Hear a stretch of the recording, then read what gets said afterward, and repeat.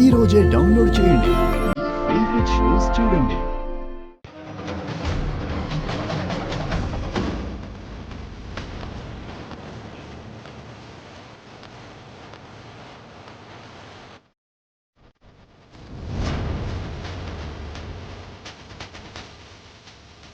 ఏంట్రా పల్లవి గదిలోకి చూస్తున్నా? పల్లవి ఎక్కడికి వెళ్ళింది? ఎక్కడికి వెళ్ళడం ఏంటి? గదిలోనే ఉంటుందిరా. ఏంట్రా గదిలో ఉండేది? అక్కడ పక్క ఉంది కానీ మనిషి లేదు.